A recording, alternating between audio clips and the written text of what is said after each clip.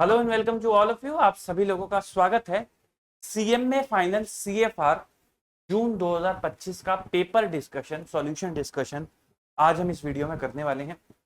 क्योंकि उससे क्या होता है ना, पेपर डिस्कशन से क्या होता है कि कंसेप्ट रिवाइज हो जाते हैं सारे के सारे जो उस पेपर में पूछे गए हैं। तो हम कंसेप्ट के साथ साथ क्वेश्चन की एप्लीकेशन देखेंगे कि भाई कैसे कंसेप्ट को क्वेश्चन पे लगाया जाता है और क्विकली अपना सॉल्यूशन करके चलेंगे। तो आओ पहले शुरुआत करते हैं एमसीक्यू से और मैं बैठ जाता हूं अपनी चेयर पे विराजमान हो जाता हूं। पहला क्वेश्चन आप लोगों की पेश खिदमत है। When the objective of holding financial assets does not include collection of cash flow, does not कह रहा है भाई, वो does not include collection of cash flow by selling financial asset, such financial asset are measured at. तो भाई साहब, profit and loss account में क्या होता है, जब आपका बिजनेस मॉडल ना तो होल्ड का होता है ना होल्ड प्लस सेल का होता है, यानी कि बिजनेस मॉडल सिर्फ सेल का होता है तो वो पीएनएल के अंदर जाता है। और अमोर्टाइज कॉस्ट में क्या होता है, अगर आपका बिजनेस मॉडल क्या है, होल्ड करने का है। ओसीआई के अंदर क्या होता है, जब आपका बिजनेस मॉडल क्या है, होल्ड प्लस सेल बोथ है। तो कहता है does not include collection of cash flow by selling. तो बाय सेलिंग कहाँ होता है, सिर्फ इसके अंदर होता है। और ये कह रहा है डज नॉट, तो यानी कि वो इंक्लूड ना करता हो, यानी कि सेलिंग इंक्लूड ना करता हो। By selling of financial asset are measured at amortise cost. किस पे मेजर होती है, अमोर्टाइज कॉस्ट, क्योंकि सेलिंग देखो इसके अंदर भी शामिल है और इसके अंदर भी शामिल है। तो पहले का आंसर आपका क्या हो गया, पहले का आंसर हो गया आपका बी। पहले का आंसर हो गया आपका बी, क्योंकि उसने हमसे क्या बोला कि भाई सेलिंग इंक्लूड ना हो, यहाँ पे सिर्फ होल्ड है। फिर उसके बाद ये तो थ्योरी का क्वेश्चन है। That required that when consolidated financial statements are prepared by investor company and shall also prepare individual standalone financial statement which are named as separate financial statement। कहने का मतलब है सेपरेट फाइनेंशियल स्टेटमेंट कौन से standard के तहत बनती है तो वो बनती है इंड एएस 27 के तहत बनती है। तो 3 का हो गया आपका डी, 3 का हो गया डी। ये थ्योरी का क्वेश्चन था, ये अपन ने छोड़ दिया।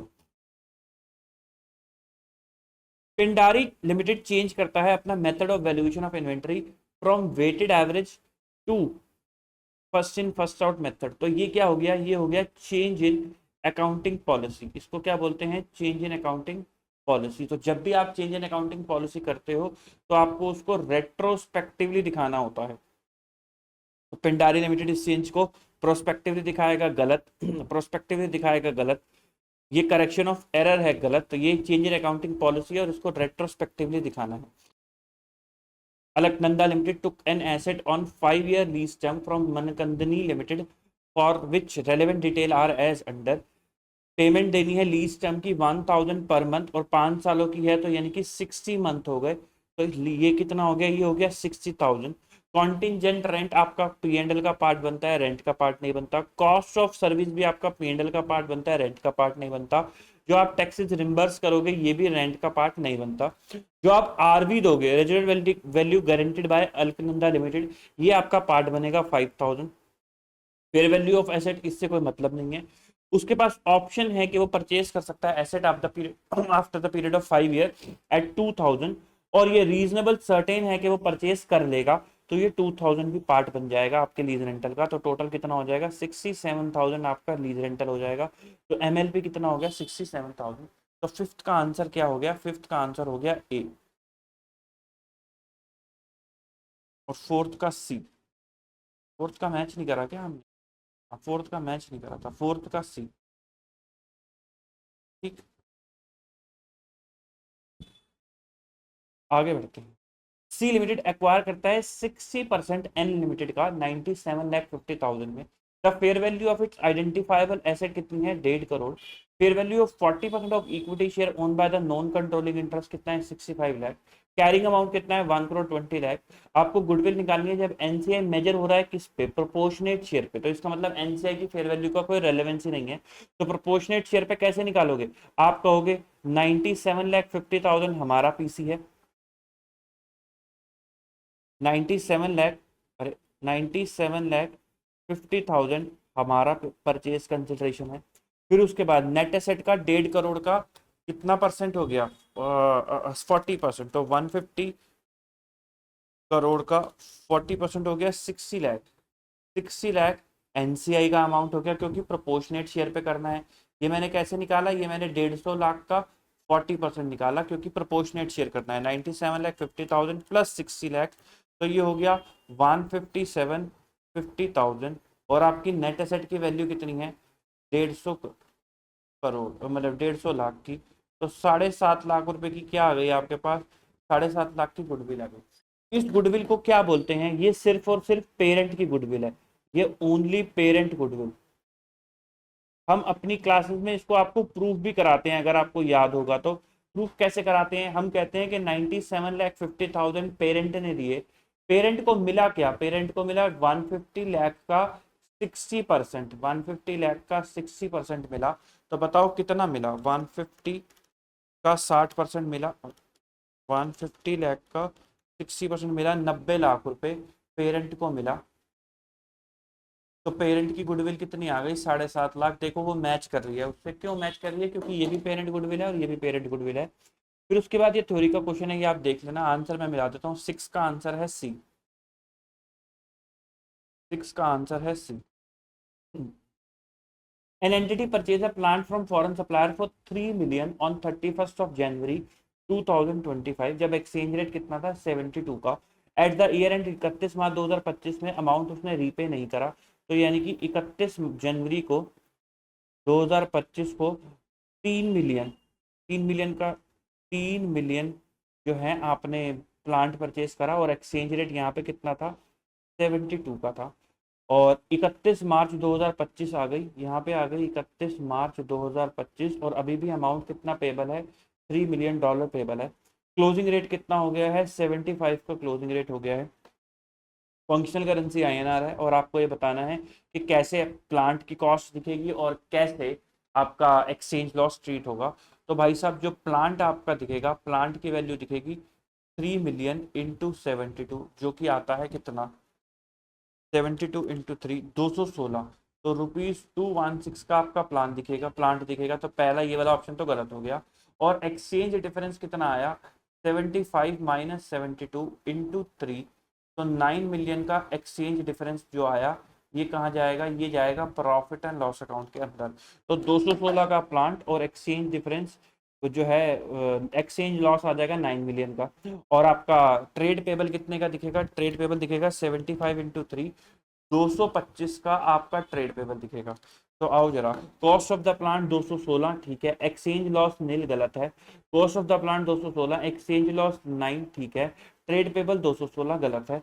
तो ये ऑप्शन सही है, cost of the plant 216, exchange loss 9 और ट्रेड पेबल 225। तो ये वाला ऑप्शन आपका सही हो गया। सेवंथ का आंसर हो गया ए। डी सेवंथ है, एट्थ है, हाँ सॉरी एट्थ है। मैं कह रहा बाप रे बाप, ये क्या हो गया। तो ये तो थ्योरी का क्वेश्चन था, एट्थ का आंसर हो गया ए। नाइन्थ का, consol financial statement are required to be prepared by an Ind AS compliant company having sole control over investee company. तो इस पे 110 लगता है, ये भी आपको बनाना होता है।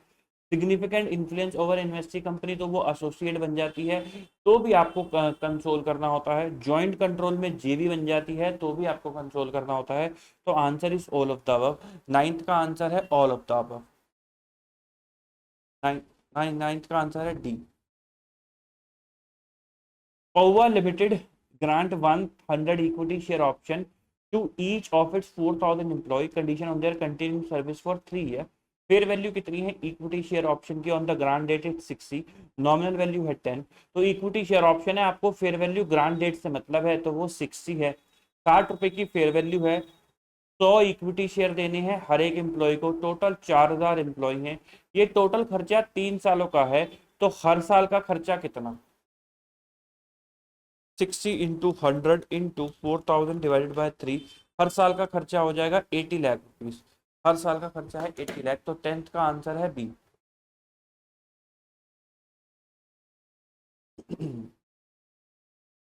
माही एंड पूजा अमलगमेंट होती है 1 जनवरी को। न्यू कंपनी जू with share of 10 each form to take over the business of existing company. ठीक है, तो माही, ये एक कंपनी है मज्जू, ये माही को टेक ओवर कर रही है और ये ही पूजा को भी टेक ओवर कर रही है। ठीक है, नेट एसेट जो है माही और पूजा के कितने हैं, इसके हैं 90.5 और इसके हैं 97। टोटल परचेज कंसिडरेशन कितनी है 130। तो वो कहता है कितने शेयर इसको देने होंगे, तो बस इनकी रेशियो में बांट दो, क्या दिक्कत है। कितने शेयर आप देगा मज्जू किसको, माही को, तो माही का रेशियो कितना निकल कर आएगा, माही का रेशियो निकल कर आएगा 90/5 डिवाइडेड बाय 90.5 प्लस 97 इंटू 130। तो 90.5 प्लस 97 होते हैं 187.5। तो 90.5 डिवाइड बाय 187.5 इंटू 130, ये होता है 62.74, ये होगा 62.7467। तो 11th का आंसर हो गया ए। फॉलोइंग इन्फॉर्मेशन आपको दे रखी है, ईएक्स लिमिटेड की सेल्स रेवेन्यू दे रखा है 1055 का, परचेज ऑफ रॉ मटेरियल दे रखा है 530 का, डिक्रीज हो गया stock of raw material with WIP finish good. इसका मतलब क्या है, opening stock minus closing stock. तो क्लोजिंग स्टॉक जरूर ही कम रहा होगा तभी स्टॉक डिक्रीज हुआ है। कितना, 25 लाख रुपए। प्रिंटिंग एंड स्टेशनरी कितना, 35। Auditor fees 5, rent rate other expenses 10, wages and salary 100, depreciation 30। आपको टोटल वैल्यू एडेड निकालना है, मतलब ग्रॉस वैल्यू एडेड आपको निकाल करके चलना है। ग्रॉस वैल्यू एडेड में आप डेप्रिसिएशन माइनस नहीं करते हो। वेजेज एंड सैलरी एम्प्लॉयज के लिए है तो ये भी आप माइनस नहीं करोगे। तो आप कैसे निकालोगे, आप कहोगे 1055 की सेल है माइनस रॉट इन मटेरियल एंड सर्विसेज कितने हैं, 530 का आपका रॉ मटेरियल है। स्टॉक कम हो गया तो प्रॉफिट कम हो जाएगा। प्रिंटिंग एंड स्टेशनरी भी यहाँ से माइनस हो जाएगा और ऑल्टर की फीस भी यहाँ से माइनस हो जाएगी और रेंट एंड रेट भी माइनस हो जाएगा, क्योंकि सिर्फ एम्प्लॉय वाला ही पार्ट आपका किसका है, एम्प्लॉय से रिलेटेड है। -530 -25 -35 -15, तो 450। ग्रॉस वैल्यू एडेड जीवीए कितना आ गया आपका, 450। तो 450 क्या है, सी। तो 12th का आंसर है सी।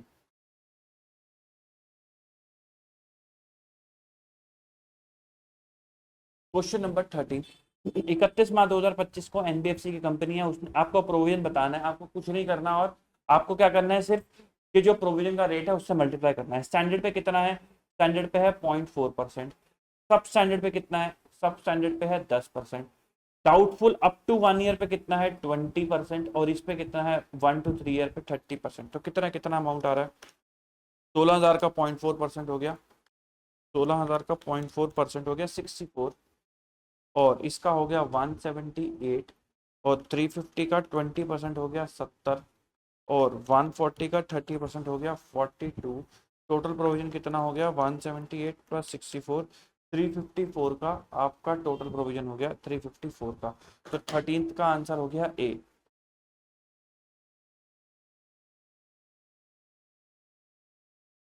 थर्टींथ का आंसर हो गया ए।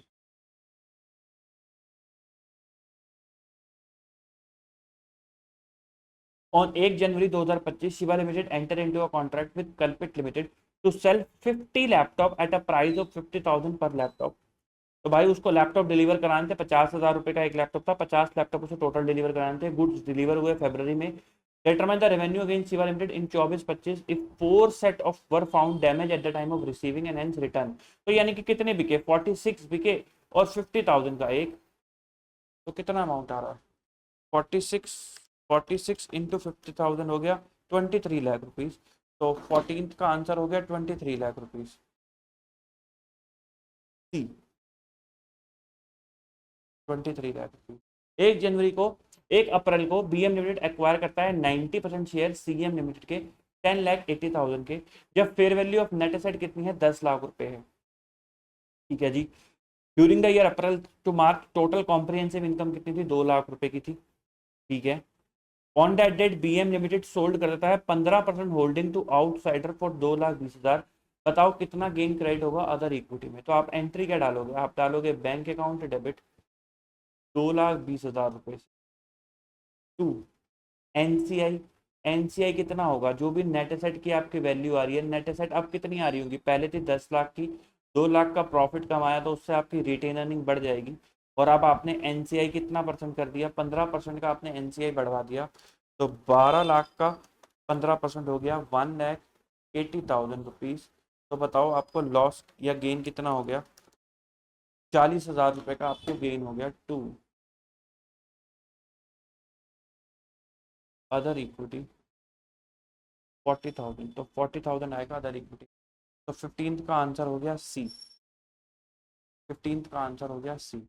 आगे बढ़ते हैं section number B, descriptive questions की तरफ। अल्का लिमिटेड परचेज करती है मशीनरी किस कॉस्ट पे, 4,80,000 पे। प्रोविजन फॉर डेप्रिसिएशन कितना है, 1,60,000। तो बताओ डब्ल्यूडीवी कितनी आ रही है, वो आ रही है 480 माइनस 1,60,000। डब्ल्यूडीवी आ रही है 3,20,000 रुपए की डब्ल्यूडीवी आ रही है। इस दिन remaining life of the machinery कितनी थी, 6 साल थी। आरवी कितनी थी, 80,000 थी। ऑन द सेम डेट एक कंपोनेंट था मशीन का जिसको रिप्लेस कर दिया गया। Price of the new component 60,000, तो 60,000 यहाँ ऐड हो जाएगा। और जो ओल्ड कैरिंग वैल्यू आ रही है वो कितनी है, 50,000, जिसमें एक्यूमुलेटेड डेप्रिसिएशन है 20, तो 30,000 यहाँ से लेस हो जाएगा, क्योंकि ओल्ड वैल्यू निकालोगे तभी नई वैल्यू डालेंगे। The supplier of the new component, उसने मशीनरी को ले लिया 36,000 रुपए पे, तो आपको 6,000 रुपीज का क्या हो गया, आपको 6,000 का गेन हो गया। 31 मार्च 2023 को मशीन की रीवैल्यू कर दिया गया। अच्छा, ये थी बात 22 की। तो यहाँ पे मशीन की वैल्यू कितनी हो गई, 320 प्लस 30, तो 3.5 लाख रुपए की मशीन की वैल्यू हो गई। और 6 साल की लाइफ थी और 80,000 का क्या था, आरवी थी। तो 3.5 लाख माइनस 80,000 डिवाइडेड बाय 6, तो ये होता है 45,000। तो ये होता है 3,05,000 की वैल्यू आ जाएगी यहाँ पर 1 साल के बाद। तब मशीन को रीवैल्यू कर दिया गया 5 लाख पे।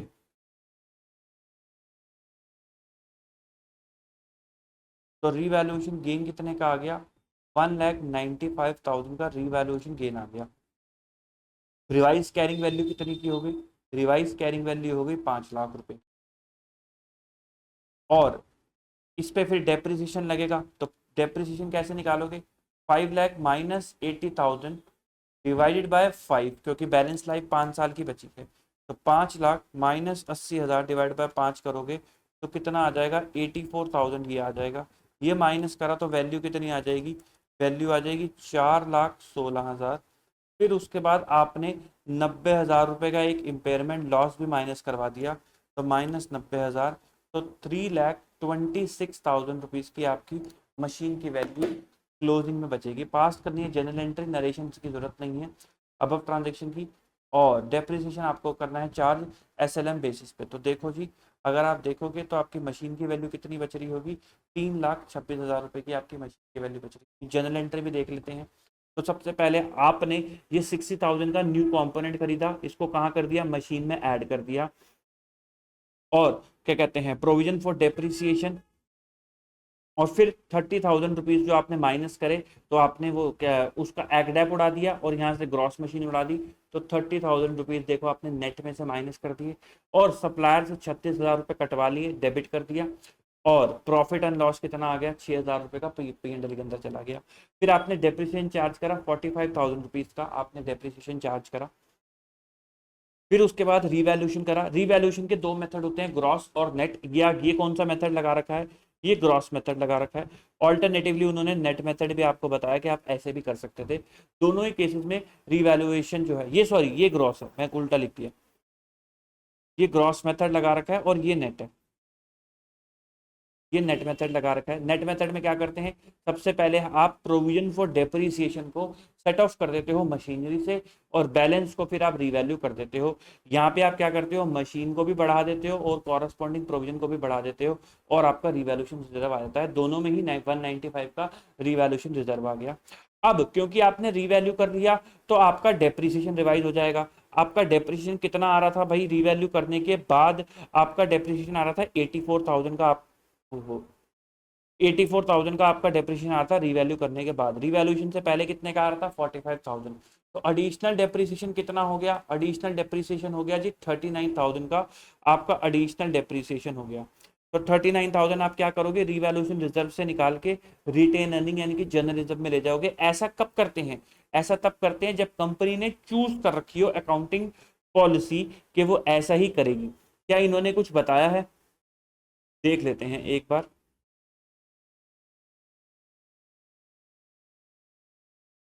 नहीं, कुछ बताया नहीं है। तो अगर कुछ नहीं बताया तो आप क्या करोगे, आप मानोगे कि हम एडिशनल डेप्रिसिएशन को रिवैल्यूएशन के अंदर लेके जा रहे हैं, जैसे कि इस क्वेश्चन के अंदर हो रहा है। ठीक है, दो पॉलिसीज होती है, कंपनी के पास चॉइस होती है, तो इसमें हमने माना कि कंपनी ने वो अकाउंटिंग पॉलिसी चॉइस ले रखी होगी, तो ये एडिशनल डेप्रिसिएशन आपने उठा के डाल दिया। फिर उसके बाद आपने डेप्रिसिएशन चार्ज करा 84,000 का और इम्पेयरमेंट लॉस बुक करा। अब ये इम्पेयरमेंट लॉस कहाँ से सेटअप होगा, ये इम्पेयरमेंट लॉस सेटअप होगा रिवैल्यूएशन रिजर्व से। रिवैल्यूएशन रिजर्व में कितना पड़ा हुआ है, 195 माइनस 39, तो बैलेंस बचा हुआ है। तो इम्पेयरमेंट लॉस आपने कहां से डाल दिया, रिवैल्यूएशन रिजर्व से उड़ा दिया 90,000 रुपए।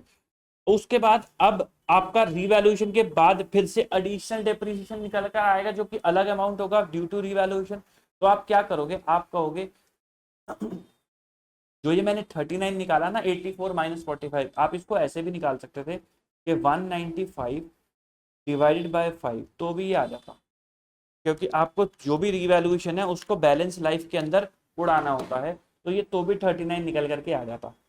तो अब आप क्या करोगे, आप कहोगे 195,000 का मेरा रिवैल्यूएशन रिजर्व था, जिसमें से 39 आपने एक माइनस कर दिया, फिर 90,000 आपने इम्पेयरमेंट माइनस कर दिया, और अब बैलेंस लाइफ बची है 4 सालों की।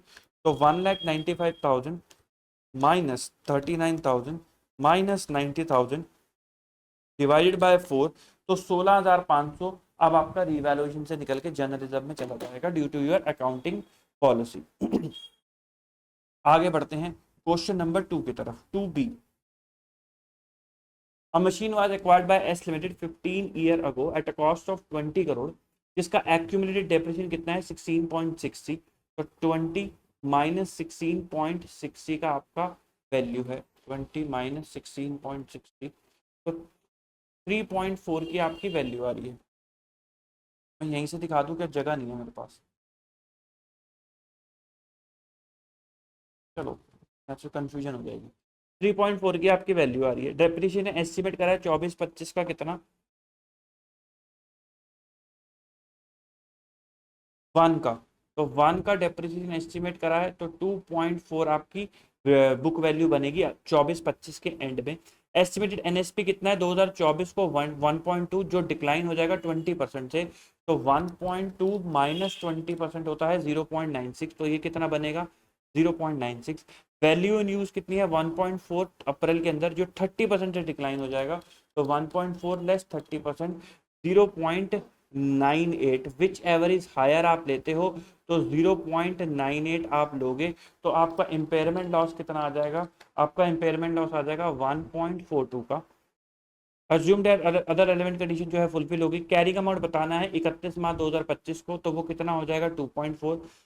How much will be the write off impairment loss for the financial year 31 March 2025, तो वो हो जाएगा 1.42। If the value in use was 0 and the company was required to incur a cost of 8 lakh to dispose of the plant, तो आपको बताना है कि machine की वैल्यू कितनी होगी। तो भाई इसका अब दो मतलब है, या तो ये इंडिपेंडेंट केस है, अगर ये इंडिपेंडेंट है तो वैल्यू इन यूज भी जीरो है और एनएसपी भी जीरो है, बट एडिशनल 8 लाख रुपए लगेंगे, तो आपको इसका प्रोविजन पकड़ना होगा। उस केस में आपका इम्पेयरमेंट लॉस कितना आ जाएगा, उस केस में आपका इम्पेयरमेंट लॉस आ जाएगा पूरी की पूरी वैल्यू, और आपको एक P&L 2 प्रोविजन पकड़ना होगा 8 लाख रुपए का, जो आपकी लाइबिलिटी है 8 लाख रुपए की, ये आपको पकड़ना होगा।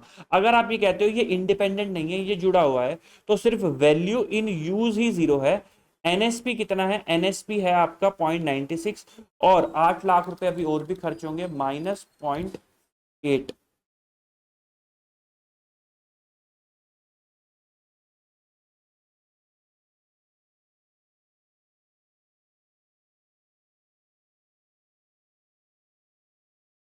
तो 0.96 माइनस 0.08, ये होता है 0.88, 0.88। फिर आपकी क्या निकलेगी, रिकवरेबल अमाउंट निकलेगा 0.88 का, क्योंकि विच एवर इज हायर लेना होता है। ये मैंने कैसे निकाला, ये मैंने निकाला 0.96 माइनस 0.08, 8 लाख रुपए इन करोड़। ठीक है साहब, तो 0.88 और 2.4, तो 2.4 माइनस 0.88 अगर मैं करूं तो फिर उस केस में मेरा इम्पेयरमेंट लॉस कितना का आ जाएगा, 1.52 का मेरा इम्पेयरमेंट लॉस निकल करके आ जाएगा। तो आओ जरा आंसर भी चेक कर लेते हैं। तो रिकवरेबल अमाउंट पहले आया 0.98 का, और फिर उसके बाद अपना इम्पेयरमेंट लॉस कितने का आया, 1.42 का इम्पेयरमेंट लॉस निकल करके आया। कैरिंग अमाउंट 31 मार्च 2025 को निकालना था क्या?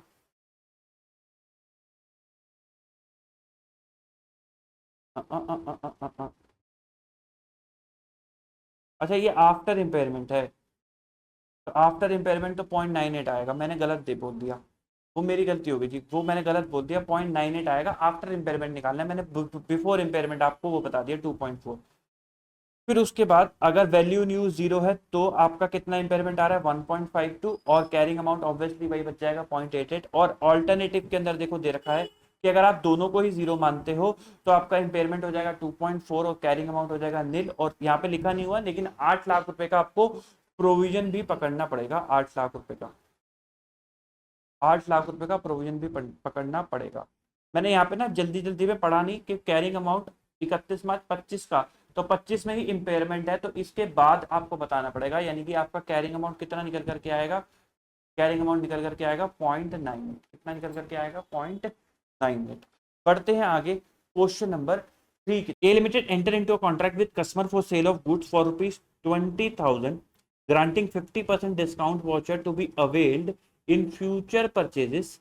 भाई आपने 20,000 के गुड्स बेचे और उसको बोला कि हम आपको 50% का डिस्काउंट देंगे फ्यूचर की परचेजेस में, कितने रुपए का, 15,000 का। तो इसका मतलब है आपने दो चीजें बेची, एक तो आपने गुड्स बेचे, एक आपने बेचे गुड्स, और एक आपने बेचा वाउचर, ठीक है।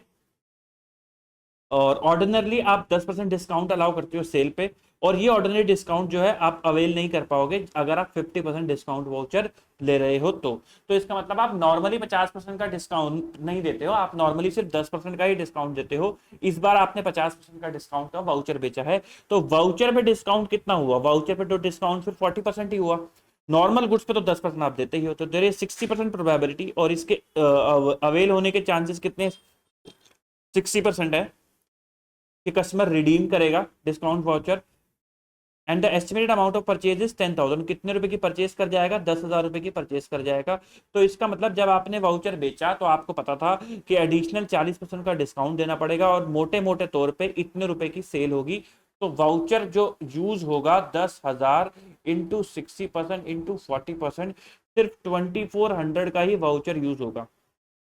इन अप्रैल 24 डिस्काउंट वाउचर रिडीम हो गए for purchase of additional goods of 14,000, और एक्चुअली में यूज हो गया 14,000। क्या हमें इस एक्चुअल से मतलब है, नहीं, हमें इस एक्चुअल से मतलब नहीं है। हमने जो सोचा था कितने का यूज हो जाएगा हमारे लिए वही उसकी वैल्यू है। आपको बताना है रेवेन्यू कितना रिकॉग्नाइज होगा 23-24 में भी और 24-25 में भी।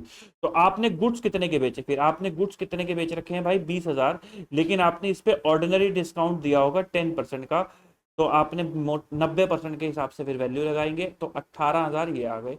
तो आपने टोटल वैल्यू कितने की बेची, 18,000 प्लस 2,400, 20,400 रुपए के आपने माल बेचा। आपने कंसिडरेशन कितनी रिसीव करी होगी, आपने कंसिडरेशन रिसीव करी होगी 18,000 की, आपने कंसिडरेशन रिसीव करी 18,000 की।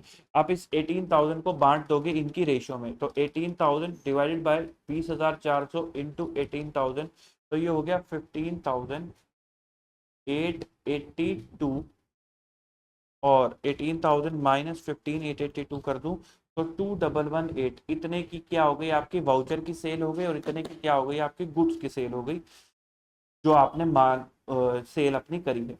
तो 15,882 और 2,118 ये आपकी गुड्स की सेल हो गई। अगर कोई पूछ ले कि सर जर्नल एंट्री भी डाल के दिखाओ, तो आप जर्नल एंट्री क्या डालोगे, 23-24 के अंदर आप जर्नल एंट्री डालोगे, बैंक अकाउंट डेबिट, आपको पैसे कितने मिले, 18,000 रुपए मिले, टू आपने रेवेन्यू कितना बुक करा, क्योंकि आपने माल बेच दिया तो आपका रेवेन्यू बुक हो गया 15,882, बट अभी आपका वाउचर जो है नहीं यूज हुआ, तो देयरफॉर वाउचर की रेवेन्यू आप बुक नहीं कर सकते, ये जाएगा कॉन्ट्रैक्ट लायबिलिटी में, कितने रुपए का, 2,118 का। फिर 24-25 के अंदर, 24-25 के अंदर आपने एक्चुअल सेल कितने की करी, 14,000 रुपए की करी इसी वाउचर के थ्रू। तो अब ये वाउचर यूज हो चुका है, तो आप इसको अपनी लाइबिलिटी खत्म कर दोगे, 2118 की लाइबिलिटी खत्म कर दोगे, और रेवेन्यू कितने का बुक करोगे, और आपने पैसे भी लिए होंगे कस्टमर से। बताओ जी, आपने पैसे कितने लिए होंगे कस्टमर से, आपने कहा होगा 14,000 का माल बेचा, 50% डिस्काउंट, तो आपने कस्टमर को कहा होगा भाई 7,000 हमें दे दे। तो इसका मतलब आपने एक्चुअली में 7,000 का माल बेचा और 2118 का वाउचर बेचा, तो 9118 का आपका रेवेन्यू बुक हो गया, 9118 का रेवेन्यू बुक हो गया। तो यहाँ देखो 9118 का रेवेन्यू बुक हो गया। आगे बढ़ते हैं क्वेश्चन नंबर 3B की तरफ। वो कहता है फेमस लिमिटेड कोई कंपनी है, उसकी बैलेंस शीट आपको दे रखी है, उसने आपको क्या क्या बोला है, रिजर्व वगैरह सब दे रखे हैं, property plant equipment under state हो रखी है 6,72,000 से, और suffered a further depreciation of 2,80,000। इसका मतलब है कि भाई प्रॉपर्टी प्लांट इक्विपमेंट जो है वो अंडर स्टेट है 6,72 से, और उनमें और डेप्रिसिएशन लगेगा 2,80,000 करंट ईयर में। Company during similar business as of that famous limited earn करती है market return 10% of capital employed. Profit जो है पिछले 3 सालों के इंक्रीज हुए हैं 70,000 पर एनम पे। वैल्यूएशन के लिए स्टॉक को आपको मार्केट प्राइस पे लेना है, और 50% टैक्स रेट आपको कंसीडर करना है। गुडविल निकालनी है 3 ईयर सुपर परचेज से। तो आपको पहले क्या निकालने पड़ेंगे, एवरेज प्रॉफिट आपको निकालने पड़ेंगे। तो हमने एवरेज प्रॉफिट कैसे निकाले, करंट ईयर प्रॉफिट कितना है आपका, आपका करंट ईयर प्रॉफिट कितना है भाई, नेट प्रॉफिट आफ्टर टैक्स है 3,36,000, और उसने कहा है 70,000 से हर साल इंक्रीज हुए हैं। तो मैंने यहाँ पे लिखा 3,36,000, 70 माइनस कर दिए ये आ गया, फिर से 70 माइनस कर दिए ये नंबर आ गया। तो 3,36,000 माइनस 70,000 226 माइनस 70,000 196, फिर 50% का टैक्स रेट है, तो उससे मेरा पीबीटी निकल करके आ गया तीनों सालों का। ठीक है, फिर उसके बाद आपको इन्वेस्टमेंट दे रखी है बैलेंस शीट के अंदर।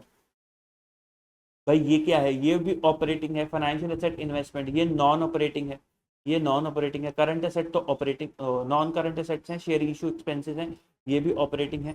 इन्वेंट्री ऑपरेटिंग की होती है, फाइनेंशियल एसेट ऑपरेटिंग होती है, कैश तो ठीक है। Equity capital reserve financial liability में ट्रेड लायबिलिटी, सिर्फ ट्रेड पेबल लायबिलिटी और प्रोविजन फॉर टैक्स, ये 2 लायबिलिटी दे रखी हैं। तो इन्वेस्टमेंट पे आपको ब्याज कितना मिलता है, 6% का ब्याज मिलता है।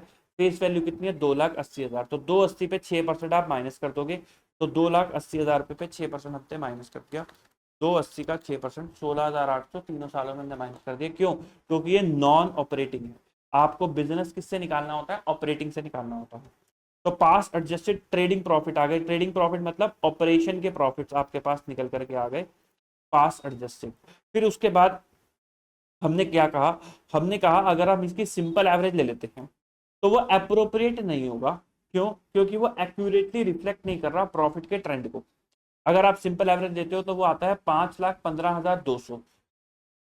This figure is lower than the third year profit, और अगर आप थर्ड ईयर का ये प्रॉफिट देखो तो कितना आ रहा है, 6,55,200। आप ऐसे समझो, आप अपने क्लाइंट के पास बैठे हुए हो और आप उसको कह रहे हो कि जनाब आपको देख के लगता है कि आप ऑन एन एवरेज 5,15,200 रुपए ही कमा पाओगे, तो वो आपको चाटा नहीं मारेगा क्या, वो आपको कहेगा कि भाई एक बात बताओ, इससे जो आपके एवरेज है उससे ज्यादा तो मैंने अभी कमा दिया, और मैं आपको कह रहा हूं पिछले 3 सालों से मैं 70,000 से ग्रो भी कर रहा हूं। अगर आप देखोगे तो पिछले 3 सालों से मैंने, अगर ये मेरा प्रॉफिट है और ये मेरा टाइम है, तो मैंने पिछले 3 सालों में 70,000 से ग्रोथ भी दिखाई है। तो अगर आप सिंपल एवरेज लगा दोगे तो ये वाली ग्रोथ जो होती है वो कट जाती है। तो इसलिए आपको वेटेड एवरेज लगाना होता है, और वेट किसको ज्यादा देना है, करंट ईयर के प्रॉफिट को उल्ट वेट ज्यादा देना है। क्यों, क्योंकि आपने जो प्रॉफिट है इंक्रीजिंग ऑर्डर में ज्यादा कमाए हैं। तो इसलिए क्योंकि आप बढ़ते, आपकी कंपनी ग्रोथ कर रही है, तो इसका मतलब अगर आपकी कंपनी ग्रोथ कर रही है तो प्रॉफिट सब बढ़ेंगे ही ना। तो that is why we put more average to the current year profit, क्योंकि हमें लगता है अभी ये इससे ऊपर ही जाएगा। तो हमने जब एवरेज प्रॉफिट निकाला तो कितना निकल करके आ गया, 561,866 का हमारा प्रॉफिट निकल करके आ गया। हमने टैक्स माइनस कर दिया तो हमारा निकल करके आ गया पैट। फिर हमें क्या निकालनी है, हमें निकालनी है एवरेज कैपिटल एम्प्लॉयड। तो आपको उसने बोला था कैपिटल, सॉरी, आपको उसने क्या बोला था कि प्रॉपर्टी प्लांट इक्विपमेंट में चेंज है। तो 10,92,000 रुपए के आपके प्रॉपर्टी प्लांट इक्विपमेंट है, उसके अंदर 672 से वैल्यू बढ़ गई, 280 का डेप्रिसिएशन माइनस कर दिया, तो 14,84,000 ये आ गया। फिर उसके बाद ट्रेड डेटर लिए, स्टॉक एंड ट्रेड उसने कहा था मार्केट वैल्यू पे लेना, जो कि उसने आपको गिवन कर रखा है कि stock at 90% of the market value, तो आपने वो मार्केट वैल्यू पे ले लिया।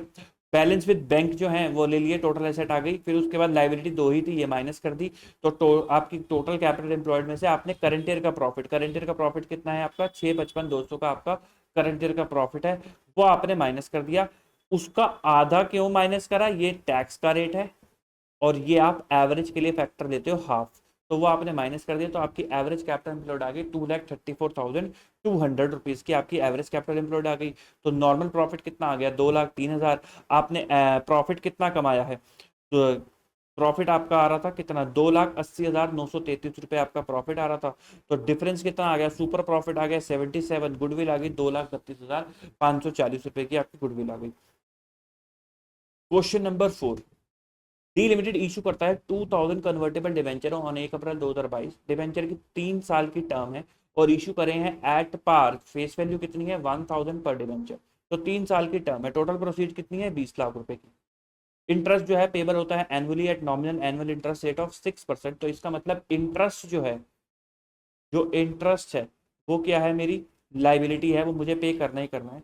हर एक डिवेंचर कन्वर्ट होता है at any time up to maturity into 25,000 equity share. तो जो प्रिंसिपल है वो इक्विटी शेयर में कन्वर्ट हो रहा है, वो भी फिक्स के अंदर। तो प्रिंसिपल क्या है, क्या प्रिंसिपल आपको देना है, प्रिवेलिंग जितना था, ई debenture is convertible at any time, क्या ऑप्शनली कन्वर्टेबल है ये रहा। The holder of the debenture elect to convert the debenture into equity share at maturity, examine the liability and equity. तो यानी कि होल्डर के पास ऑप्शन है, तो प्रिंसिपल भी भाई आपकी लायबिलिटी है, होल्डर के पास ऑप्शन है, you can not avoid the payment of principal.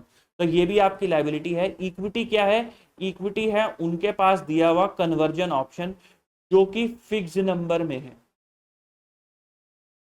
जो कि फिक्स नंबर में है, ये इक्विटी है। तो देयरफॉर इसके अंदर लायबिलिटी और इक्विटी दोनों है, तो ये क्या बन जाता है, ये बन जाता है कंपाउंड फाइनेंशियल इंस्ट्रूमेंट। आपको क्या करना पड़ेगा, आपको लायबिलिटी कंपोनेंट की प्रेजेंट वैल्यू निकालनी पड़ेगी। आओ जरा लायबिलिटी कंपोनेंट की प्रेजेंट वैल्यू निकालें। 1,20,000, 1,20,000 प्रिंसिपल और 21,20,000 principal plus interest. 9% without conversion का रेट आपने लिया। भाई विदाउट कन्वर्जन का रेट देखो कितना है, विदाउट कन्वर्जन रेट कितना है 9%, वो आपने लिया। उससे आपकी प्रेजेंट वैल्यू आ गई 18,48,156 की आपकी लाइबिलिटी कंपोनेंट आ गया। टोटल प्रोसीड्स कितना था आपका 20 लाख रुपए का। तो इसका डिफरेंस जो भी आएगा वो क्या आ जाएगा, आपका इक्विटी कंपोनेंट आ जाएगा, जो कि है 1,51,844। अब इस लाइबिलिटी कंपोनेंट को आप नॉर्मल लाइबिलिटी की तरह, लोन की तरह ट्रीट करोगे। ये रहा ओपनिंग बैलेंस ऑफ लोन, इस पे 9% का ब्याज, प्रिंसिपल और पेमेंट कर दी 1,20,000 की, तो बैलेंस बच गया इतना। फिर उसके बाद जो बैलेंस बचा वो ओपनिंग में आ गया, इस पे 9% 1,20,000 की पेमेंट कर दी, बैलेंस बच गया इतना। फिर इस ओपनिंग पे 9% पेमेंट कर दी 1,20,000 रुपए की, और क्या कहते हैं बैलेंस बच गया इतना। इस कॉलम की कोई जरूरत नहीं है। तो अंत में आपके पास लाइबिलिटी में 20 लाख रुपए खड़े होंगे, ये आप एंट्रियां कर रहे हो। बैंक अकाउंट डेबिट 20 लाख रुपए से टू लाइबिलिटी कंपोनेंट और टू इक्विटी कंपोनेंट। ये कहाँ दिखता है बैलेंस शीट के अंदर, ये अदर इक्विटी के अंदर दिखता है और ये फाइनेंशियल लाइबिलिटी के अंदर दिखता है। फिर इंटरेस्ट एक्सपेंस आपने बुक करा, कितने रुपए का बुक करोगे इंटरेस्ट एक्सपेंस, 1,20,000 रुपए का टू फाइनेंशियल लाइबिलिटी, और पेमेंट भी कर दोगे। इन्होंने ये एंट्री कॉमन डाल रखी है, आप अलग अलग भी डालोगे तो भी चलेगा। अगर आप ये एंट्री भी डाल दोगे ना, interest expense to financial liability 1,20,000 रुपए से, 1,20,000 रुपए से, और फिर उसके बाद आपने कितने रुपए की पेमेंट कर डाली होगी, सर 1,20 थोड़ी ना आएगा, इंटरेस्ट तो आपका अलग आएगा ना। इंटरेस्ट आएगा 166,334, 166,334, और एंट्री कर दी फाइनेंशियल लाइबिलिटी 1,20,000 रुपए से टू बैंक, 1,20,000 रुपए से। इन दोनों एंट्रीज का नेट है, इन दोनों एंट्रीज की नेट एंट्री हो रखी है। ये आप अलग अलग चाहो तो अलग अलग भी कर सकते हो, आपको कुछ दिमाग लगाने की जरूरत नहीं है कि इतना आया नेट इतना चला गया लेस लेस लाइबिलिटी, आप अलग अलग भी कर सकते हो। मैं अलग अलग करने में ज्यादा कंफर्ट फील करता हूँ। फिर उसके बाद लाइबिलिटी का कंपोनेंट जो था उसको कन्वर्ट करा लिया इक्विटी के अंदर, तो शेयर कैपिटल दे दी 2.5 लाख की। बैलेंस आपका कहाँ चला गया, सिक्योरिटी प्रीमियम के अंदर। इक्विटी कंपोनेंट ने भी आपको भी आपने रिजर्व एंड सरप्लस के अंदर डाल दिया। ये छोड़ दो भाई, अल्टरनेटिव ट्रीटमेंट पता नहीं क्या है। आगे बढ़ते हैं। फोर्थ का बी, बैलेंस शीट दे रखी है आपको किसकी, जे लिमिटेड की आपको बैलेंस शीट दे रखी है 31 मार्च की। और आपको क्या बोला गया है कि इंटरनल रिकंस्ट्रक्शन की कोई स्कीम पास हुई है और आपको उस हिसाब से क्या पर करनी है, जनरल एंट्री करनी है। प्रेफरेंस शेयर को राइट डाउन करना है टू 25 ईच, इक्विटी शेयर को करना है ₹2 each class of share are then convert करने हैं equity share of ₹100 each class का मतलब है दोनों इक्विटी और प्रेफरेंस दोनों को कन्वर्ट करना है। तो इसका मतलब कितने के शेयर कैपिटल है, 100 वाले हैं, 20 और 15, ठीक है। तो यानी कि इसको 25 पे ले आओगे तो फायदा कितने का, 75 का। इसको 5 पे ले आओगे तो फायदा कितने का, 95 का। 20,000 ये हैं और 15,000 ये हैं।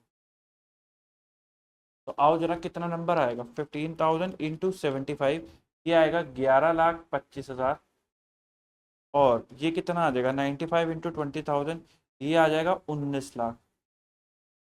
ये कितना आ जाएगा, 19 लाख। तो अब देखो एंट्री के अंदर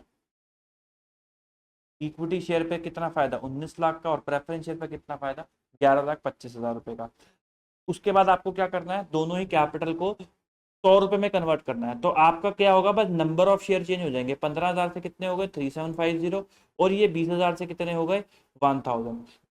कोई कैपिटल के अमाउंट में फर्क नहीं पड़ेगा क्योंकि आपने क्या करा है, शेयर्स को कंसोलिडेट करा है। फिर उसके बाद अगली बात वो क्या बोलता है, वो कहता है बी क्लास डिबेंचर होल्डर है decide to take over asset of Karnataka factory, कितनी वैल्यूएशन पे, 7.5 लाख रुपए पे, in part repayment of their holding. Debenture holder agreed to waive accrued interest in full. Interest कितना है डिबेंचर होल्डर का, 85, और बी क्लास डिबेंचर होल्डर कितने हैं, 10 लाख रुपए के। तो यानी कि 9% डिबेंचर होल्डर जो है 7.5 लाख रुपए से कम होंगे। क्यों, क्योंकि वो कहता है पार्ट रीपेमेंट। और अक्रूड इंटरेस्ट जो है वो पूरा का पूरा कम हो जाएगा। अक्रूड इंटरेस्ट जो है पूरा का पूरा कम हो जाएगा, कितने रुपए से, 85,000 से। और वो कहता है कि पूरी की पूरी क्या ले गए, कर्नाटका फैक्ट्री पूरी की पूरी ले गए। कर्नाटका फैक्ट्री कितने की है, कर्नाटका फैक्ट्री है 20 लाख रुपए की, तो 20 लाख रुपए की वो कर्नाटका फैक्ट्री भी ले गए। तो बताओ कितने का नफा नुकसान हो गया, 20 lakh minus 7.5 lakh minus 85,000, 11 lakh. Capital reduction में कितना आ जाएगा, 11,65,000। कैपिटल रिडक्शन कह लो या इंटरनल रिकंस्ट्रक्शन कह लो या कैपिटल रिकंस्ट्रक्शन कह लो, एक ही बात है, या खाली रिकंस्ट्रक्शन कह लो, वो भी एक ही बात है। तो आओ जी, डिवेंचर से आपको कितना हुआ, 12.5 लाख ये नुकसान के, और 85,000 ये पॉजिटिव के। तो इसका नेट करोगे तो 11,65,000 डेबिट में आ जाएगा अगर आप इसका नेट करोगे तो। 12,50,000 माइनस 85,000, 11,65,000 जो हमने नेट एंट्री से निकाल दिया। फिर उसके बाद टोटल रिकंस्ट्रक्शन अकाउंट है 1860। सबसे पहले क्या उड़ाओगे, उसने आपको क्या बोला है, उसने आपको बोला है कि स्टॉक को गिरा दो 50,000 से, बैड डेट को उड़ा दो 12,500 से, और ट्रेडमार्क, गुडविल और पीएनएल को भी उड़ा दो इन फुल। तो आपने कहा क्या करा, इन्वेंट्री गिरा दी 50 से और प्रोविजन बना दिया 12.5 से। पीएनएल का बैलेंस कितना आ रहा था साहब, प्रॉफिट एंड लॉस अकाउंट का बैलेंस आ रहा था आपका 16,35,000 रुपए नेगेटिव, तो आपने इसको हटा दिया 16,35 से। गुडविल ट्रेडमार्क कितने के आ रहे थे, गुडविल ट्रेडमार्क कहाँ गए, गुडविल गुडविल गुडविल ये 1,50,000 रुपए से, ये भी आपने उड़ा दी 1,50,000 रुपए। ये आपकी बच गई क्या, बैलेंसिंग फिगर, ये आपका बच गया जो कहाँ जाता है, कैपिटल रिजर्व के अंदर चला जाता है। पर इतना सा ये सवाल था छोटू सा। क्वेश्चन नंबर 5, ईस्टा लिमिटेड मैन्युफैक्चर करती है, सेल करती है गाड़ियों को। द कंपनी वांट टू फोरे into two wheeler business and therefore it acquired 30% interest in Mahananda limited for ₹5 lakh. तो 30% उसने कितने का एक्वायर करा हुआ, 5 लाख रुपए का 1 फरवरी को। एडिशनल 25% फिर से एक्वायर करा मार्च के अंदर, कितने रुपए का, 5 लाख रुपए का, और उसकी ये फेयर वैल्यू है। तो अगर उसने 5 लाख रुपए 30 पे उसने 25% स्टेक खरीदा है, तो बताओ 100% स्टेक कितने का होगा, इससे आपकी पूरी कंपनी की वैल्यू निकल कर आ जाएगी। तो 5 डिवाइडेड बाय 0.25 कर दो तो 20 लाख रुपीज आपकी क्या आ गई, कंपनी की वैल्यू आ गई। समराइज बैलेंस शीट आपको दोनों कंपनियों की दे रखी है। उसके बाद वो कहता है उसने सेल करता है मोटर व्हीकल अंदर the brand name of motor star, जिसकी फेयर वैल्यू कितनी है, 350, 31 मार्च को। क्योंकि सेल्फ जनरेटेड ब्रांड है तो इंड एज 38 के हिसाब से उन्होंने उसको रिकॉग्नाइज नहीं कर रखा। बट क्योंकि आप एक्वायर कर रहे हो तो इंड एज 103 क्या कहता है कि अगर उसने कोई एसेट नहीं दिखा रखी किसी अकाउंटिंग स्टैंडर्ड की वजह से, बट वो एक्चुअली में एसेट है। एसेट का मतलब क्या होता है, एक ऐसा रिसोर्स जिसको आप आज कंट्रोल करते हो और वो आपको फ्यूचर में बेनिफिट देगा। तो ये आपको फ्यूचर में बेनिफिट भी देगा और इसको आप कंट्रोल भी करते हो, रिसोर्स भी आपका है। तो therefore you can acquire it as an intangible asset. Under Ind AS 103। तो जब आप आईएनए निकालोगे तो उसके अंदर आपको 3.5 लाख रुपए की एसेट लेनी पड़ेगी। प्रॉपर्टी प्लांट और बॉन्ड की वैल्यू है 7.5 और 5, बाकी एसेट अपनी फेयर वैल्यू पे ही है। तो प्लांट 7.5, 5 और 3.5, तो इसका मतलब आप इसकी एसेट पे जाके प्लांट को कर दो 7.5 लाख, और बॉन्ड को कितना करना है, बॉन्ड को करना है 5, बॉन्ड को करना है 5 लाख, और यहाँ पे एक एसेट इनटेंजिबल एसेट जोड़ दो 3.5 लाख रुपए की। बस जी। अब मुझे जरा बताओ, जब आपने फेब्रवरी में एंट्री करी होगी, फेब्रवरी के अंदर आपने क्या एंट्री करी होगी, इन्वेस्टमेंट टू बैंक कितने रुपए की, 5 लाख रुपए की, 5 लाख रुपए की। 31 मार्च को जब आप कंट्रोल आपने ले लिया तो आपको इस इन्वेस्टमेंट को क्या करना पड़ेगा, उसकी फेयर वैल्यू पे लेकर आना पड़ेगा। तो जब आप इस इन्वेस्टमेंट को उसकी फेयर वैल्यू पे लेकर आओगे तो क्या एंट्री करोगे, इन्वेस्टमेंट या तो बढ़ेगी या घटेगी, चेक कर लेते हैं। अगर 20 लाख पूरी कंपनी की वैल्यू है तो बताओ 20% की वैल्यू कितनी हो गई, 6 लाख हो गई। तो 1 लाख रुपए से इन्वेस्टमेंट की वैल्यू बढ़ गई, तो investment account debit 1 lakh rupees से 2। अब मैं रिटेन अर्निंग कर रहा हूं क्योंकि गेन लॉस कहाँ जाएगा, वो डिपेंड करता है कि इन्वेस्टमेंट को रखा कैसे हुआ है। तो 1 लाख रुपीज यहाँ पे आ गए। फिर उसके बाद उसने एनसीआई के बारे में कुछ नहीं बताया ना, हाँ NCI measured at fair value. तो भाई 20 लाख की टोटल कंपनी है और एनसीआई कितनी हो गई, 30 और 25 हो गए 55, 45%। तो 20 लाख की टोटल कंपनी है, 45% एनसीआई है, 4 दूनी 8 और 9 लाख होना चाहिए, 20 का 45% होता है 9 लाख। तो 9 लाख का आपका एनसीआई आ गया। आपकी टोटल पीसी कितने की निकल करके आएगी, आपकी वैल्यू, आपने पैसे खर्चे 5 लाख, पुराने शेयर की वैल्यू है 6 लाख, और 9 लाख रुपए हो गए आपकी इसकी वैल्यू, क्या कहते हैं, एनसीआई की वैल्यू। तो 20 लाख रुपीज आपके पास टोटल हो गए। अब इसमें से माइनस कर देना क्या, आईएनए माइनस कर देना है आपको, आइडेंटिफाइबल नेट एसेट आपको माइनस कर देना है, वो निकालो जरा। 7.5 लाख प्लस 5 लाख प्लस 3.5 लाख, और बताओ, और 50,000 के ट्रेड रिसीवेबल हैं, माइनस 1.5 लाख रुपए की लाइबिलिटी है ट्रेड पेबल। तो 15 लाख रुपए का आपका क्या निकल करके आ गया, 15 लाख रुपए का आपका आईएनए आ गया। 5 लाख रुपीज की आपकी क्या आ गई, गुडविल आ गई आपकी 5 लाख रुपीज की। 5 लाख रुपीज की आपकी क्या आ गई, गुडविल, गुडविल गुडविल गुडविल कितने की आ गई, 5 लाख रुपए की। जनरल एंट्री तो नॉर्मल है, जो भी आपने एक्वायर करा, जिस जिस वैल्यू पे आपने एक्वायर करा, गुडविल लेते हुए, और इतने की इन्वेस्टमेंट चलेगी, इतने की आपका पीएनएल के अंदर जो आपका 1 लाख रुपए है वो है, जो आपने पुरानी इन्वेस्टमेंट को रीसेट करा था जिसकी हमने एंट्री डाली थी, ये वो है ट्रेड पेबल, और 9 लाख रुपए क्या है, एनसीआई। फिर इसी एंट्री को अपनी बैलेंस शीट में जोड़ दोगे तो आपकी ये वाली बैलेंस शीट बनके तैयार हो जाएगी। बढ़ते हैं आगे, क्वेश्चन नंबर 6 कंसोल का क्वेश्चन है। एच लिमिटेड और एस लिमिटेड की बैलेंस शीट आपको दे रखी है, और आपको कंसोलिडेटेड बैलेंस शीट बनानी है और सब्सिडरी की 31 मार्च 2025 को। तो मैं यहाँ पे एक पेज इंसर्ट कर रहा हूँ। कंसोल का सिंपल सा मतलब क्या होता है कि आपको एक ही दिमाग लगाना है, स्टेप इसके अंदर एक ही है, जो भी आपकी डेट ऑफ एक्विजिशन है उस दिन आपको क्या निकालनी है, आइडेंटिफाइबल नेट एसेट निकाल करके चलनी होगी। अब नेट एसेट आप कैसे निकाल सकते हो, जैसे आपने अभी क्वेश्चन में निकाली एसेट माइनस लाइबिलिटी, ऐसे भी निकाल सकते हो। दूसरा तरीका क्या है, शेयर कैपिटल प्लस रिजर्व। अगर आप बैलेंस शीट को गौर से देखो तो यहाँ पे आती है शेयर कैपिटल, यहाँ पे आता है रिजर्व, फिर होती है लाइबिलिटी, और यहाँ पे आती है एसेट्स। तो या तो आप इनको माइनस कर दो या फिर आप इनको ले लो। कंसोल के जो इस तरीके के क्वेश्चन होते हैं उसमें आप शेयर कैपिटल और रिजर्व से निकालते हो। तो मुझे जरा बताओ, अरे सॉरी, यहाँ तो क्वेश्चन तो यही है ना। मुझे जरा बताओ, 1 अप्रैल को वो कहता है कैपिटल कितने की थी, 7500 शेयर्स थे 10 रुपए के हिसाब से, तो 7500 लाख रुपए की कैपिटल थी। शेयर कैपिटल कितने की थी, 7500 की। रिजर्व्स कितने के थे, रिजर्व्स कितने के थे, रिजर्व्स भी उसने बोला है 7500 के ही थे। 31 मार्च को बताओ रिजर्व्स कितने के हैं, 31 मार्च को रिजर्व कितने के हैं, 11,250 के 31 मार्च को रिजर्व है। ठीक है, कैपिटल भी बढ़ गई है, नहीं कैपिटल सेम ही है, कोई दिक्कत वाली बात नहीं। फिर उसके बाद वो कहता है नेट एसेट जो थी एज ऑन 1 अप्रैल 2024 उसके अंदर इंक्लूड करता है पीपी और इन्वेंट्री, जो बुक्स के अंदर कितनी आ रही है 8750 और 1250, इनकी फेयर वैल्यू कितनी है 9500 और 500। तो इन्वेंट्री गिर गई कितने से, 750 से इन्वेंट्री गिर गई, और ये कितने से बढ़ गई, ये आपकी 750 से ये बढ़ गई। और डेप्रिसिएशन का रेट है 10%, तो प्लांट पे मशीनरी पे आपको डेप्रिसिएशन लेना पड़ेगा और इन्वेंट्री की वैल्यू आपको गिरानी पड़ेगी। एनसीआई को वो कहता है फेयर वैल्यू पे रेफर कर देना, गुडविल को इंपेयर कर देना, क्योंकि एनसीआई फेयर वैल्यू पे है तो फुल गुडविल निकलेगी। तो देयरफॉर इसके भी दो हिस्से होंगे 80 और 20। एच लिमिटेड ने माल बेच रखा है 300 लाख का on credit at a profit of 25%। However उसने रिसीव कितना करा है 250 लाख का worth of goods till 31 March 2025। 40% of the total intersale company जो है वो स्टिल अनसोल्ड है। तो जो उसने रिसीव कम करा है 50, वो क्या है 50 लाख क्या है गुड्स इन ट्रांजिट है।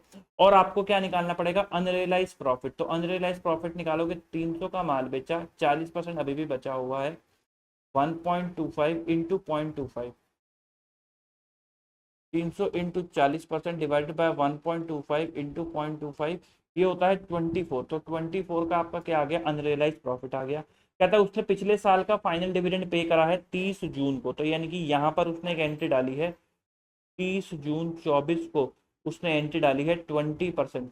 किसका 750 का या 7500 का 7500 का 20% होता है 1500। तो उसने डिविडेंड कितना पे करा है 1500। ये एंट्री पता है क्या डाली होगी, ये एंट्री डाली होगी reserve and surplus account debit to bank 1500 और 1500। फिर उसके बाद उसने कहा है कि एच लिमिटेड ने सेम डिविडेंड को ट्रीट करा है एज पर इंड 28 नहीं आएगा जी, यहाँ पे 109 होगा। फिर उसके बाद वो कहता है director of both the company ने प्रपोज करा है डिविडेंड। प्रपोज डिविडेंड का क्या ट्रीटमेंट होता है नो ट्रीटमेंट। आपको कंसोल बनाना है।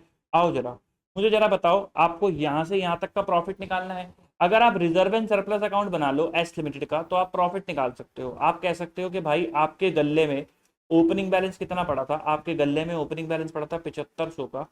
आपने आपके पास अभी कितना बैलेंस बचा हुआ है 11,250 का।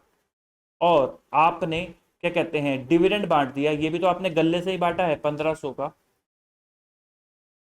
तो बताओ आपने कितना कमाया होगा बाय नेट प्रॉफिट आपका कितना होगा।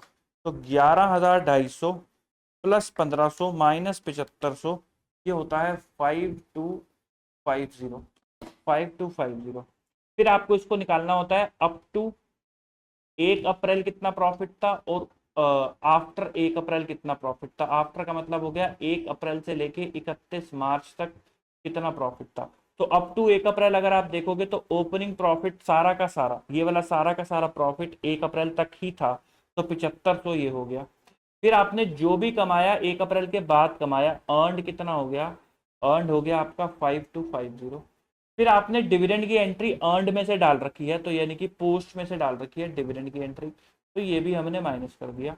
तो ये आ गया 7500, ये आ गया 5250 माइनस 1500 3750।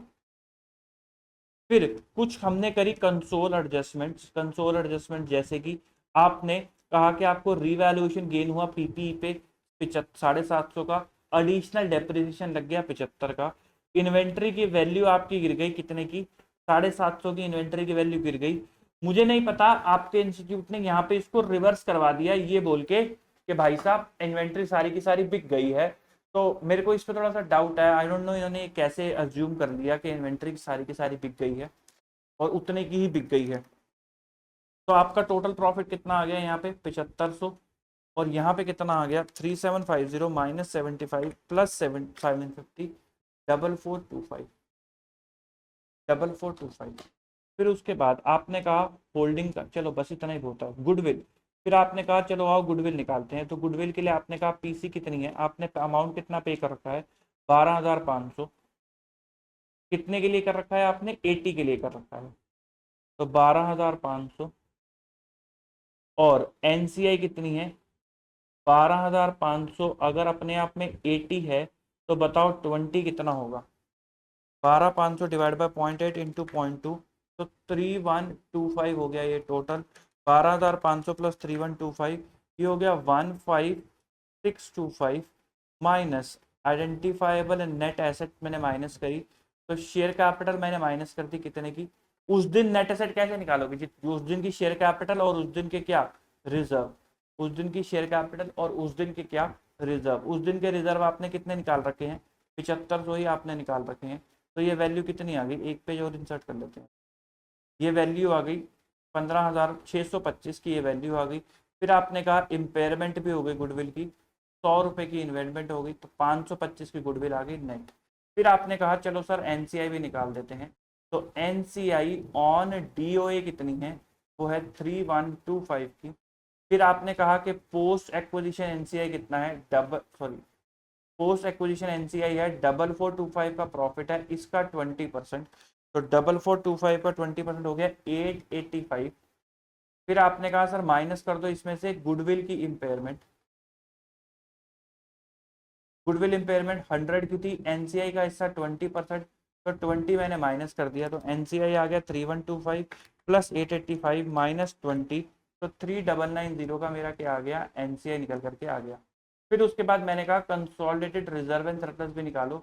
होल्डिंग के कितने हैं, होल्डिंग के कंसोल रिजर्व कितने हैं साहब, अरे यार होल्डिंग के कितने हैं, 43750 होल्डिंग के कंसोल रिजर्व हैं,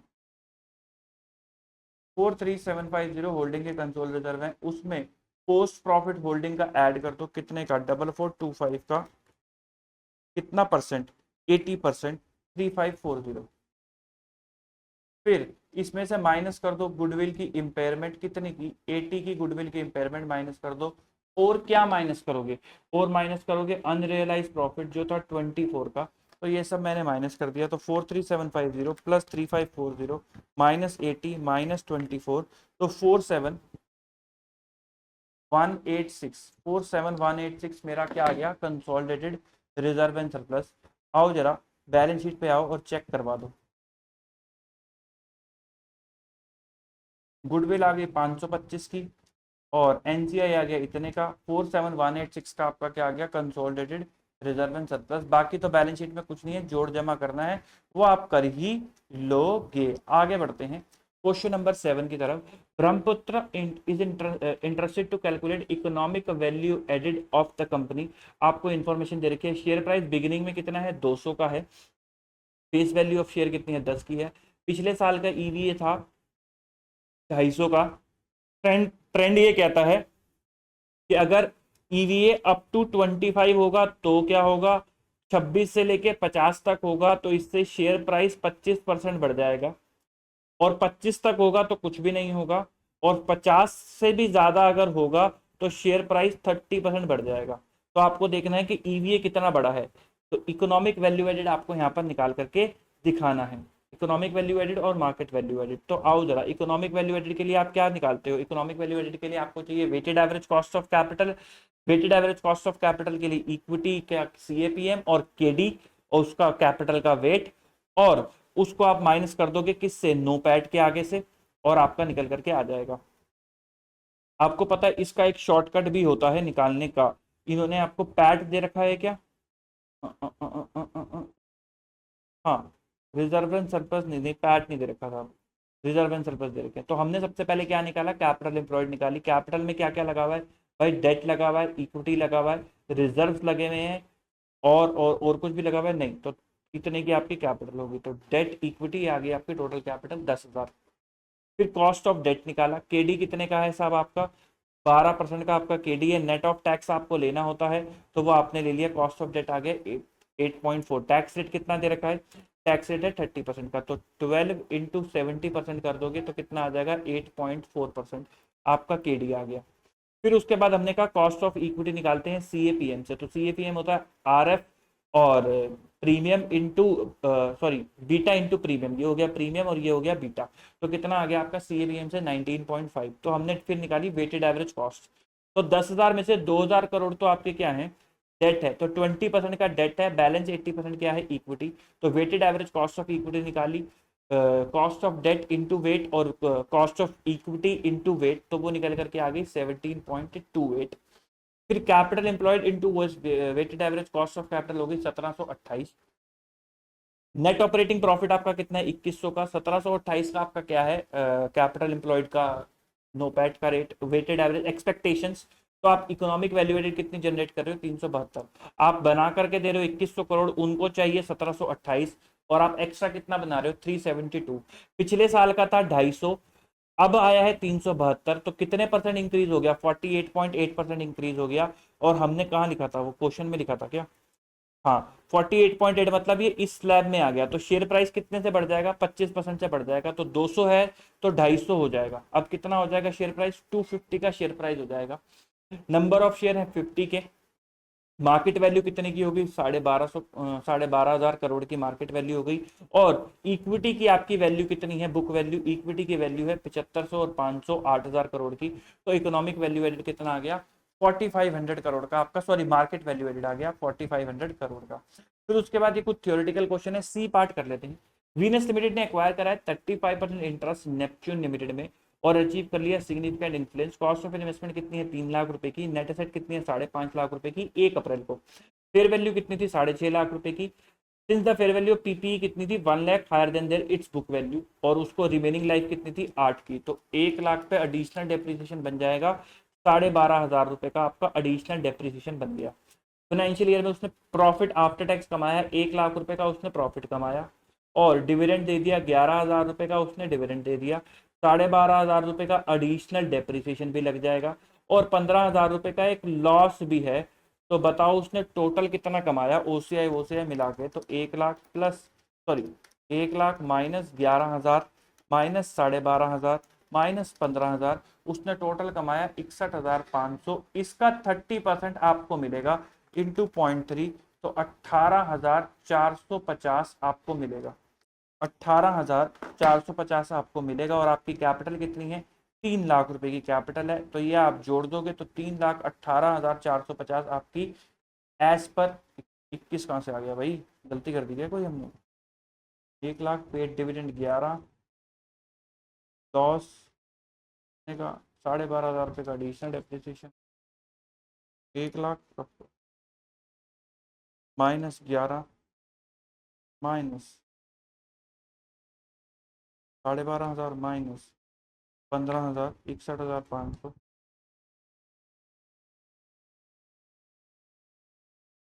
सॉरी 61,500 का 35% है, मैंने 30% कर दिया, ये 35% है, माई बैड। जल्दी का काम शैतान का। 21,525 आपको मिलेगा। और आपकी कैपिटल कितनी है, 3 लाख रुपए की आपकी सॉरी इन्वेस्टमेंट है, उसमें आप जोड़ दोगे इक्विटी मेथड में 21,525, तो वो हो जाएंगे 3,21,525। और गलती से 30% ले लिया था। आपका क्वेश्चन पेपर होता है यहाँ पे समाप्त। आई होप आपको समझ में आया होगा चीजों को, कि अगर आप चीजों को कंसेप्चुअली करते हो तो आपको दिक्कत नहीं आती। मेन प्रॉब्लम आती है स्टेप्स को रट्टा मारने में, आपको जेन्युइनली बताऊं। और मुझे नहीं लगता अकाउंटिंग जैसे सब्जेक्ट में स्टेप्स का कोई रट्टा होना चाहिए। मतलब मैं ये बात नहीं मानता, it is pure conceptual. Double entry हमेशा कॉन्सेप्चुअल ही होती है। स्टेप्स तो तब चाहिए होते हैं जब आपको कोई चीज को याद करना हो, तो आपको स्टेप्स चाहिए होते हैं, अदरवाइज आपको स्टेप्स नहीं चाहिए होते। और वो स्टेप्स जो आप सीखते सोच के बैठे हो वो आपकी स्टेप मार्किंग नहीं होती है। स्टेप मार्किंग इज डिफरेंट, जो आपके स्टेप बने हुए हैं it is different. Anyway let it be. I hope आपको मजा आया होगा, क्लैरिटी आई होगी। तो मिलते हैं ऐसी आपकी अगली वीडियो में। अभी के लिए इतना ही, goodbye, tata, take care, bye bye.